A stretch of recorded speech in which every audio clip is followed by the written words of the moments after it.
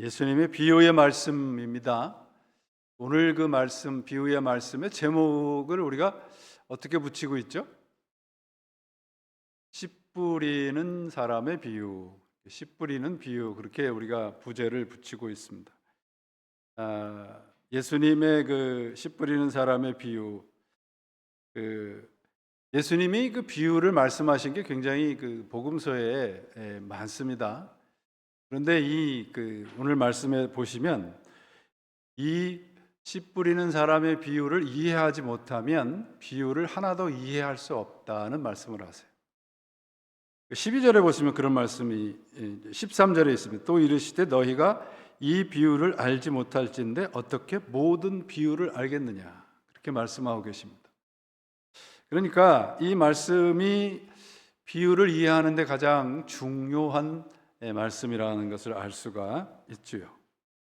그러면 여기에 이제 크게 이렇게 두 가지 그림을 그릴 수 있죠. 하나는 씨를 뿌리는 농부의 모습, 또 하나는 네 가지 땅의 모습이 있습니다. 그러면 씨를 뿌리는 농부와 네 종류의 그 밭 중에서 둘 중에 어느 것이 중요하다고 생각을 하시나요?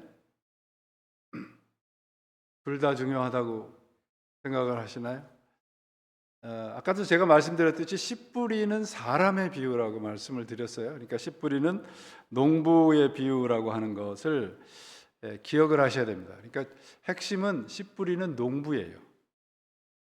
이 그 비유, 예수님께서 이 마가복음에서는 좀 뜬금없이 갑자기 비유를 말씀하시는 것처럼 4장에서 갑자기 이제 비유의 말씀이 등장을 하는데, 누가복음 7장이나 마태복음을 이제 이렇게 같은 내용을 읽어보면 이 배경을 우리가 좀 이해할 수가 있습니다. 누가복음 7장에 보시면 세례 요한이 이제 예수님께서 오셔서 세례를 받으신 후에 세례 요한의 제자들도 세례 요한을 떠나서 예수님에게 가라, 그렇게 세례 요한이 그 예수님의 사역을 돕습니다.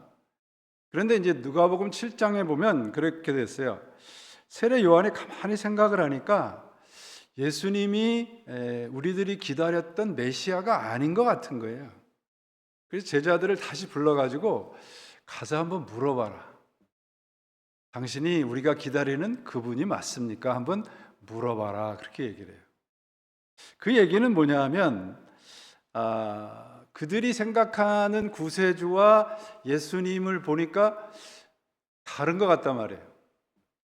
그들은 이제 지금 로마의 식민지에서 굉장히 어려움을 당하고 있는데 예수님께서는 십자가를 지신다 그러고 인자라고 어디 가서 얘기를 하지 말라 그러고 고난을 받아야 된다 그러고 전혀 그들이 생각했던 메시아와는 다른 메시아를 지금 말씀하고 계신다는 거예요.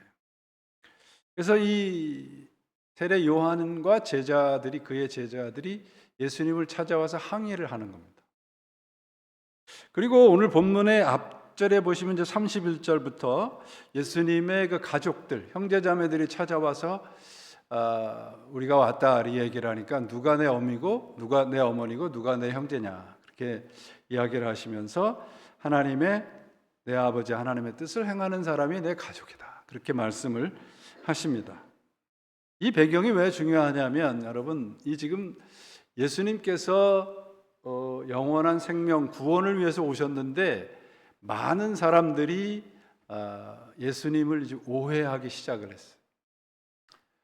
가족들도 예수님이 이제 미쳤다고 생각할 정도로, 그리고 많은 사람들이 그를 추종하자 가족들도 뭔가 좀 덕을 보려고 찾아오게 됐고, 예수님 주위에 있었던 많은 사람들도 지금 예수님을 자신들이 처해 있는 억압받고 고통스러운 현실을, 그 문제를 해결해 줄 메시아로 지금 이해하기 시작을 한 겁니다.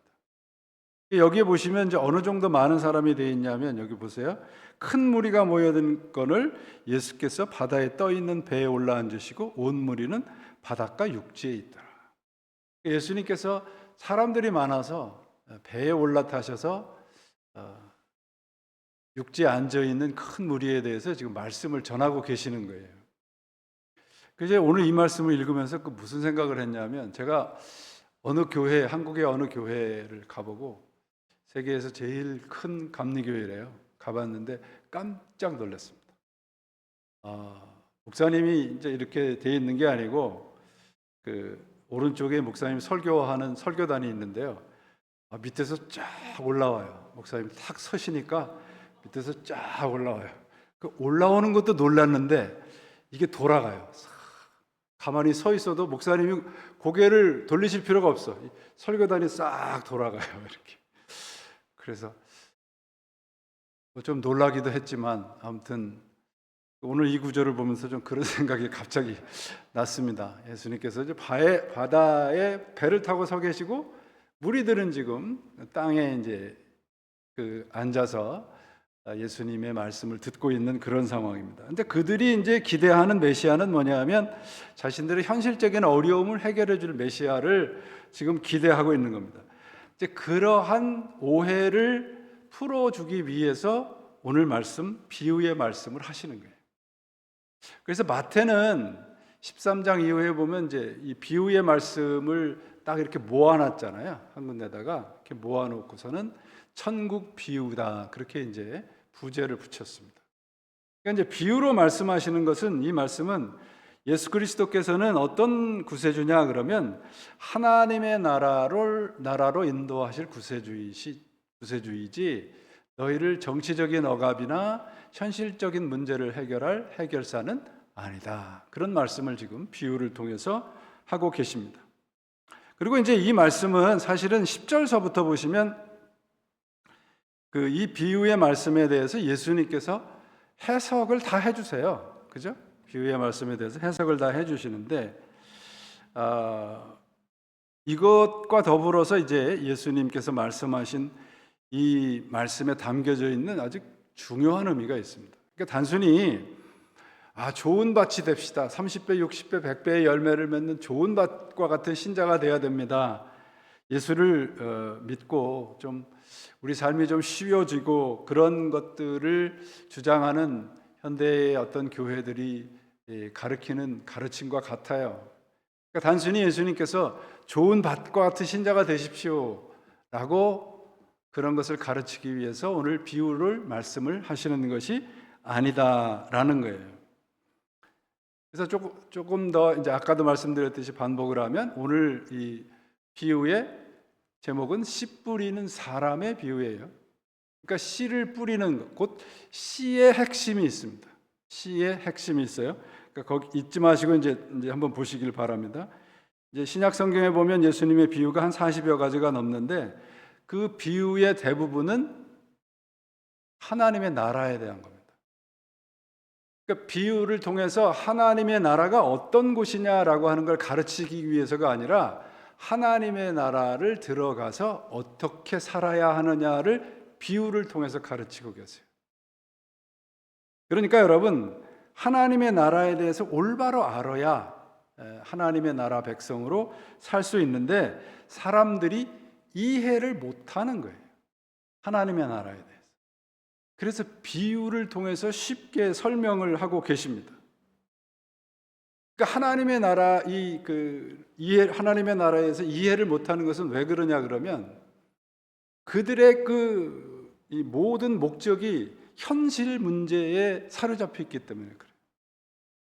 그래서 단순히 우리가 예수 믿고 구원받았습니다, 이렇게 입술로 고백하는 것으로 그냥 모든 것을 다 만족을 하는 상태입니다. 그러니까 이들은 오히려 하나님의 나라에 대해서 관심이 없었어요.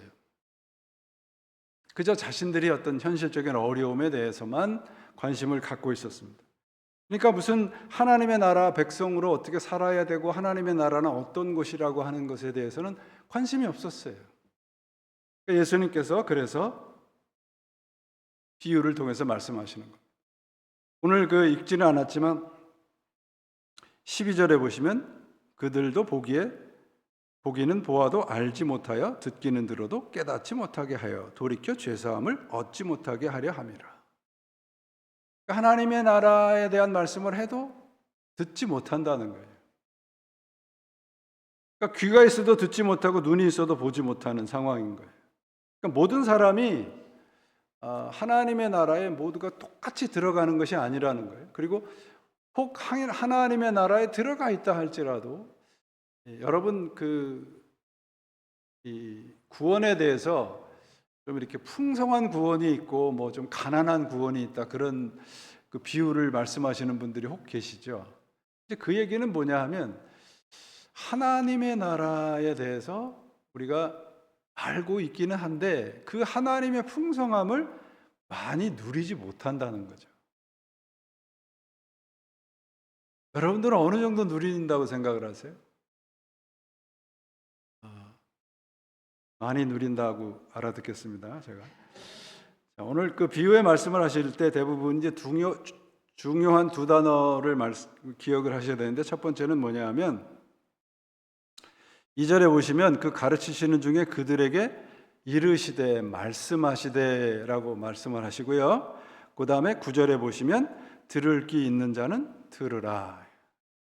그러니까 말씀하심과 들음이라고 하는 이 관계가 굉장히 중요합니다. 그래서 말씀하심과 들음으로 하여금 진정한 깨달음에 이르게 하는 거예요. 먼저 들어야 돼요. 올바로 들으셔야 됩니다. 여러분, 우리가 그 현대 교회들이 좀 교회로서의 어떤 그 능력을 많이 상실했다고 하는데, 그 왜 그러냐 그러면 사람들의 눈치와 사람들의 이 생각에 교회가 자꾸 따라가기 때문이에요. 그래서 여러분, 우리가 하나님의 말씀을 올바로 들으셔야 됩니다. 올바로 배우고 가르쳐야 돼요. 목회자들이 그래서 굉장히 중요한 책임이 있습니다. 계시록에 보면 배우는 사람하고 가르치는 사람하고 누가 심판이 크다고 그랬어요? 말씀을 가르치는 자가 제대로 가르치지 않으면 심판이 크다고 되어 있습니다. 그래서 이게 이런 비유를 하는데 저는 동의를 할 수가 없는 비유가 있어요. 교회를 여러분들 음식점 식당에 가실 때 뭐를 보고 가세요? 거기에 어디가 맛있나 이렇게 리뷰도 보시고 뭐 그러고 가시죠. 어떤 분이 이렇게 비유를 했어요. 음식점에 그 식당의 음식이 맛있으면 아무리 거리가 멀어도 사람들이 찾아간다. 그러니까 교회도 똑같다. 교회가 거리가 아무리 멀어도 사람들이 좋아하는 말씀을 전하면, 좋아할 만한 말을 전하면 사람들이 온다. 여러분들은 어떠세요? 동의하세요? 동의를 하시는 것 같으네요. 저는 동의하지 않습니다. 하나님의 말씀은 우리들의 귀에 절대 좋게 들릴 수가 없어요. 그러면 하나님의 말씀이 내게 들린다는 것은 뭐예요? 내가 은혜를 받았다는 거예요. 그래서 은혜를 받은 사람이 아니면 하나님의 나라에 대해서 관심을 가질 수도 없고 하나님의 나라에서 풍성하게 삶을 사는 것에 대해서 관심을 갖지 못한다는 거예요. 그러니까 들어라, 보라, 내가 말하는 걸 들으라, 이 말씀은 하나님의 은혜의 말씀에 우리의 삶의 관점을 좀 바꾸라는 거예요. 그래서 비유에 말씀하시는 것이 바로 그겁니다. 근데 여기 이제 비유가 뭐냐 그러면 말씀이 떨어져서 그 말씀에 30배, 60배, 100배의 열매를 맺는 것이다. 그러면 여러분 30배, 60배, 100배 예수님께서 말씀하시는 것은 열매가 없는 사람들이 이제 길가, 돌짝밭, 그 다음에 가시덤불에 떨어졌는데 열매가 없는데 좋은 땅은 씨가 떨어져서 열매가 많아졌다. 30배, 60배, 100배라고 하는 것은 여러분 많다고 하는 의미가 아니고 변화가 있느냐 없느냐예요. 하나님의 나라 백성으로 우리가 부르심을 받았는데 하나님 나라 백성으로 살아가고 있는데 이 안에서 변화가 있느냐. 조금 더 쉽게 말씀드리면 우리가 교회 안에서 예배를 드리고 하나님의 나라 백성으로 함께 신앙생활하는데 10년 전하고 20년 전하고 지금 내 신앙 상태와 영적인 상태가 어떠하냐. 그걸 늘 살피지 않으면 여러분 우리는 전혀 하나님과 상관없는 삶을 살면서 기뻐할 수 있는 거예요. 땅에 대한 설명은 예수님께서 10절서부터 하시는 겁니다. 그러면 좋은 땅이라고 하는 건 어떤 땅인가요? 질문을 바꿔볼게요. 여러분, 길가, 돌짝밭, 가시덤불, 좋은 땅, 이 네 가지 중에서 여러분들은 어느 땅과 비슷한 신자들이신가요? 좋은 땅. 저렇게 믿음이 확실해야 됩니다. 좋은 땅. 야, 좋은 땅입니다.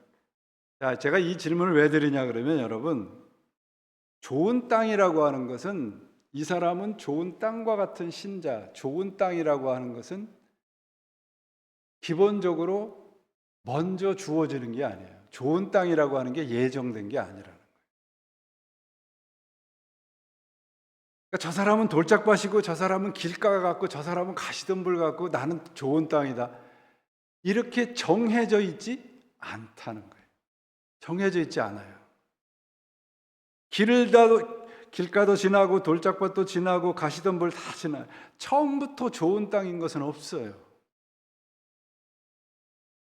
열매를 맺는 땅이라고 하는 것은, 그러므로 좋은 땅이라고 하는 것은 변화와 평안이 있다는 거예요.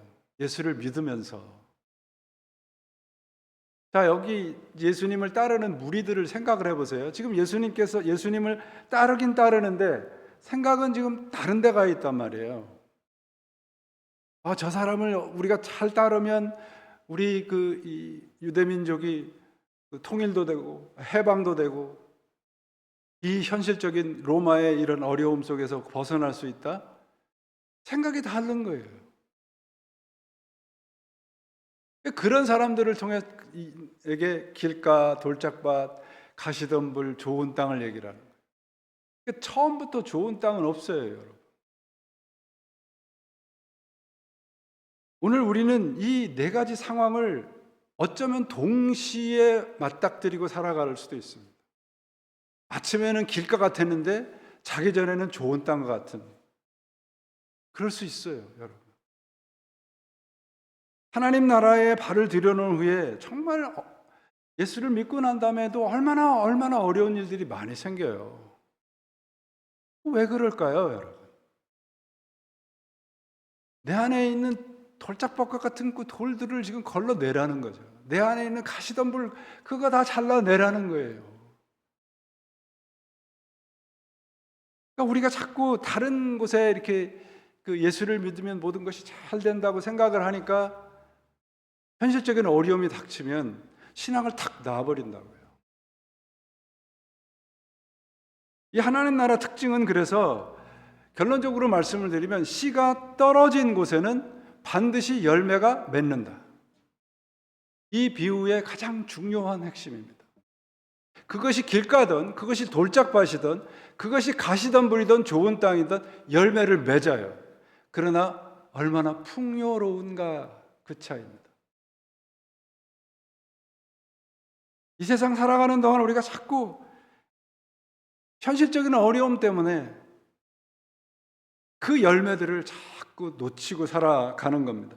그러니까 30배, 60배, 100배라고 하는 것은 우리 내면적인 신앙의 깊이를 얘기를 하는 거예요. 자, 지금부터 이제 말씀드리는 게 대단히 중요한데, 여러분 보세요. 아까 제가 말씀드렸죠? 좋은 땅이라고 하는 건, 처음부터 좋은 땅이라는 것은 없다고 그랬습니다. 그러면 길가, 돌짝밭, 가시덤불, 좋은 땅이라는 게 언제 구별이 돼요? 언제 구별이 돼요?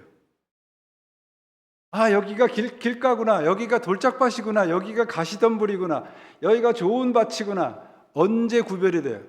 언제 판가름이 돼요? 씨가 떨어질 때.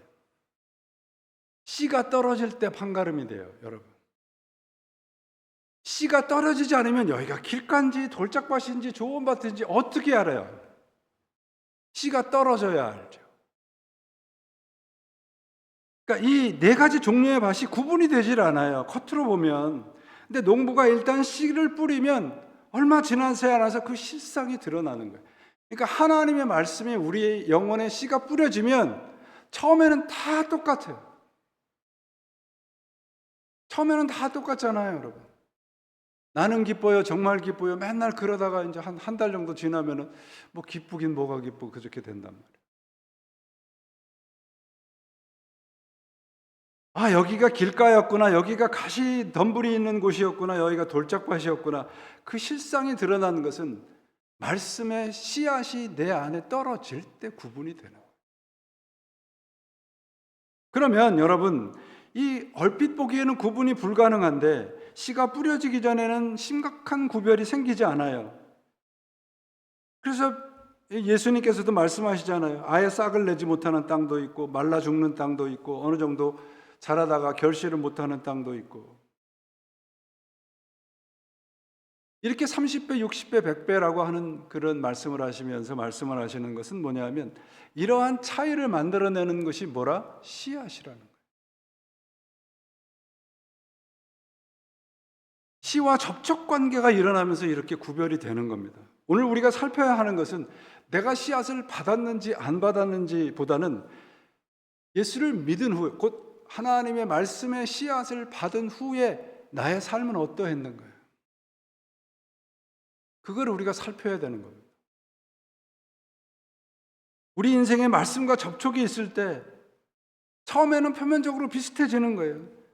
그런데 어느 순간 구별이 되는 겁니다. 신앙생활에 나가면서 여러분, 어떨 때는 정말 뭐 가시덤불 같이 그럴 때도 있겠죠. 어떨 때는 길가와 같은 것이 있겠죠. 중요한 것은 나는 좋은 밭을 향해서 걸어가고 있는가 하는 거예요. 그러면 좋은 밭이 되기 위해서 필요한 게 뭘까요? 씨를 똑같이 받았잖아요. 길가, 돌짝밭, 가시덤불, 씨가 동시에 뿌려졌어요. 좋은 밭은 미리 다 이렇게 해서 열매를 많이 맺는 걸까요? 왜 좋은 밭이라 그럴까? 씨를 삼킬 줄 알았던 거예요. 씨를 삼키는 밭이 좋은 밭인 거예요. 걸음이 그 땅이 옥토가 돼서 그런 의미가 아니고 씨를 삼키는, 씨를 내 안에, 하나님의 말씀을 내 안에다가 소화를 시키려고 애를 써요. 그게 좋은 밭이에요. 뭐 성품이 좋고 나쁘고 그런 것이 아니라 하나님의 말씀에 씨앗이 떨어졌을 때 그 말씀이 내 안에 뿌리가 내리고 내 안에서 그것을 하고 들어갈 수 있는. 다른 거는 왜 열매를 잘 못 맺어요? 그 씨를 삼키지 않아서 그래요.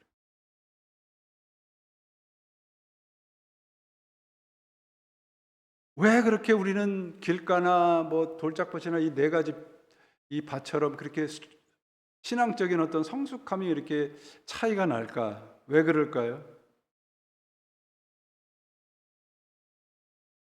30배, 60배, 100배라고 하는 건 여러분 그냥 일시적으로, 그러니까 단시간에 이루어지는 열매가 아니에요. 단시간에 이루어지지 않아요. 예수를 믿고 난 다음에 여러분 얼마나 오랫동안 믿으셨나요? 지금 우리가 믿은 시간만큼, 앞으로도 또 믿어야 할 그 시간만큼 그 시간 내에서 맺어지는 것이 30배, 60배, 100배예요. 많다, 적다가 아닌 거예요. 얼마나 신실하냐, 그걸 보는 거예요. 어떤 요만한 씨앗이 떨어졌는데 거기서 30배, 60배 많은 그 이윤을 봤다, 그런 의미가 아니라고 하는 겁니다. 저는 이런 걸 보면서 정말 하나님의 말씀의 씨앗이 제 안에 얼마나 많이 떨어졌을 텐데 지금 요 모양 요 꼴밖에 안 된 게 너무너무 하나님 앞에 부끄러워요. 더더군다나 목사라는 그 사람이 그 하나님의 말씀에 그 말씀이 그렇게 수없이 떨어졌는데도 불구하고 그걸 온전히 삼키지 못했다라고 하는 게 참으로 저는 영적으로 처절했습니다. 여러분, 우리가 신앙생활을 함께 한다는 것은 결국은 저와 여러분이 서로 협력하는 것과 똑같이 하나님과 협력하는 거예요. 콜라보레이션이라고 그러잖아요. 콜라보레이션. 하나님과 협업하는 거예요. 그 협업을 통해서 어떻게 되느냐? 오늘 내가 마이너스를 할 수 있어요. 그런데 어느 시점에 내가 100배의 열매를 맺을 수 있다고요. 그것은 내가 얼마나 신실하게 내 자리를 지키느냐. 거기에 따라서 달라져요. 우리는 자꾸 뭔가 단시일내 무슨 승부를 보려고 그래요. 예수 탁 믿으면 뭐 사업도 잘 되고 뭐. 그러니까 여러분, 이 신앙이라는 게 어느 누구나 이렇게 업앤다운이 있잖아요. 근데 이 업앤다운이 이 갭이 점점 좀 작아지는 게 성숙해지는 거거든요. 그러려면 내 자리를 지킬 줄 알아요. 하나님을 내가 원하는 것에 대해서 뭔가 이 도구로 생각하는 경우가 참 많아요. 예전에 제가 신앙생활을 했던 한국의 교회 목사님이 이제 제가 이제 청년회장회 할 때 청년부가 이렇게 어떤 분을 모셔갖고 간증 집회를 했어요. 그분이 그 당시에는 유명한 국가대표 축구 선수를 역임한 분이 오셔갖고 이제 간증을 하는데, 축구 선수가 간증이라는 게 사실 내용이 거의 뻔하지 않습니까? 그러니까 골을 넣었을 때 저쪽에 구석에 가서 기도를 하고 그러니까 목사님이 이제 그 말씀을 들으시고, 아니 무슨 예수를 축구에서 골 넣으라고 예수를 믿냐고 이제 목사님이 좀 언짢으셨던 것 같아요. 그게 어떤 시점에 그 문제가 사회적인 문제가 된 적이 있어요.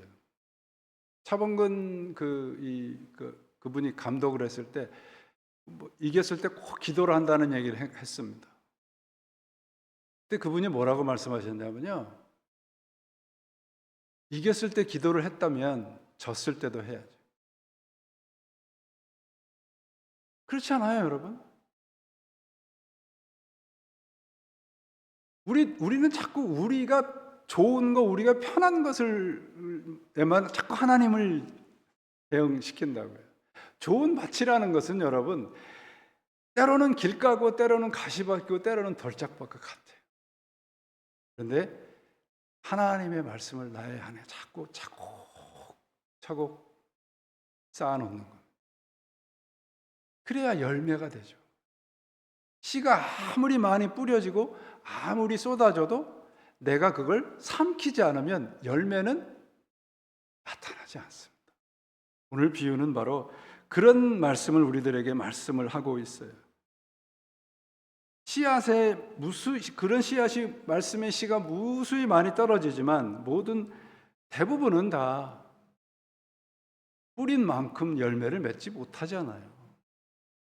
그러니까 많이 맺었느냐 적게 맺었느냐 그걸 물어보는 게 아니라 말씀을 삼켰느냐, 내 영혼에 홈을 파고 하나님의 말씀을 삼켰느냐, 그걸 묻고 있는 거예요. 길가나 이 다른 세 가지 이 밭은 뭐예요? 삼키지 않는 거죠. 동일하게 말씀의 씨앗이 뿌려졌음에도 불구하고 삼키지 않는 곳에는 열매가 나타나지 않습니다. 사탄이 와서 쪼아 먹을 수도 있고요. 삶의 여러 가지 문제들 때문에 그 말씀이 내 영혼에 심겨지지 않을 수도 있고요. 우리 삶에, 우리 생에 어떤 상처들이 있어서 치유되지 않은 이 옛날의 쓴뿌리들 때문에 하나님의 말씀이 들어가도 그 말씀이 뿌리를 내릴 자리가 없을 때도 있겠죠. 근데 이런 모든 과정을 다 지나서 좋은 땅으로 가는 거예요. 좋은 땅이란 처음부터 있지 않아요. 우리는 동일하게 하나님의 말씀의 씨앗을 받은 사람들입니다. 그 연단을 통해서 그래서 더욱더 하나님의 우리들을 원하신 그 뜻에 가까이 가는 겁니다. 서로 사랑하고 서로 협력하고 서로 베풀고 섬기고, 그게 좋은 땅으로서의 가져가야 하는 우리의 신앙의 태도인 거죠. 그러니까 단시일 내에 뭔가 이루어지지 않습니다. 우리가 날마다 하나님의 말씀을 사모하면서 조금씩 걸어가면 어느 순간 우리는 하나님의 말씀을 삼키는 좋은 땅으로 열매를 맺게 될 것입니다. 여러분, 우리에게 뿌려진 씨가 길가에 있는지 돌밭에 있는지 가시덤불에 있는지 어떤 상황이어도 상관이 없습니다. 그분만 꼭 붙잡고 견디시면 됩니다. 제가 우리 교회 와서 여러 번 반복해서 말씀드렸습니다. 신앙은 견디는 거예요. 견디셔야 됩니다. 그 견딤이 결국은 열매로 맺어지는 거예요. 농부 손에서 뿌려진 대부분의 씨는 흔적도 없이 사라질 것입니다. 그러나 하나님의 말씀의 씨앗은 어디로 사라지지 않습니다. 내가 영혼의 문만 열면 그 말씀은 내 안에 들어와서 열매를 맺게 될 것입니다. 그래서 항상 말씀과 가까이 있으셔야 돼요. 씨가 뿌려지면 저는 반드시 열매가 맺을 거라고 믿습니다. 지금 길가 돌밭 가시덤불과 같은 상황이 있다면 그것은 좋은 밭으로 가기 위한 과정에 있다고 생각을 하십시오. 우리가 아직 좋은 밭이 아닐 수는 있습니다. 그러나 우리는 좋은 밭으로 하나님 앞에 예정된 자들입니다. 말씀을 꼭 붙잡으십시오. 그 말씀의 씨앗을 어느 수단과 방법을 가리지 마시고 꼭 붙잡으십시오. 하나님의 말씀을 붙잡으시는 자에게는 영원한 생명이 반드시 있습니다. 오늘 이 비유의 말씀은 바로 좋은 밭이란 뭐냐? 하나님의 말씀을 끝까지 놓지 않는 자예요. 그 씨앗이 어떠하든지 그 씨앗을 꼭 붙잡을 때 거기에서는 반드시 하나님께서 30배, 60배, 100배의 열매를 맺게 해주시겠다는 거예요. 내가 아닙니다. 하나님은 그 말씀을 뿌리시고 내 안에 열매를 맺게 하시는 분이십니다. 우리는 그저 그분의 말씀을 꼭 붙잡으시면 됩니다. 믿으시면 됩니다. 오늘 이 비유의 말씀을 통해서 우리가 상황이 어려우실 때 많잖아요. 그때마다 그저 외우듯이 기억하십시오. 씨가 떨어지면 반드시 열매가 맺습니다. 이 하나님의 말씀을 꼭 붙잡으셔서 믿음으로 승리하시고 하나님의 뜻을 이길 힘은 이 세상에 존재하지 않습니다. 하나님의 말씀을 거역할 힘은 이 세상에 없습니다. 그분 말씀 꼭 붙잡으셔서 좋은 땅의 신자로 매 순간순간 하나님과 가까이 살아가신 여러분들이 되시기를 주님의 이름으로 축원을 드립니다. 기도하시겠습니다. 하나님 아버지 감사합니다. 오늘도 하나님께서 함께 하시는 귀한 시간, 말씀의 은혜가 있게 하시고 이 말씀이 떨어진 영혼 속에 하나님의 말씀의 열매가 맺어지게 도와주시옵소서. 우리가 영혼의 문을 닫아서 하나님의 말씀이 그저 길가에 가시덤불에 떨어지는 것 같은 일이 일어나지 않도록 하나님, 저희들의 영혼의 문을 항상 열으시고 하나님의 말씀을 기쁨으로 받아들이는 저희가 되도록 인도해 주옵소서. 예수 그리스도의 이름으로 간절히 기도합니다. 아멘.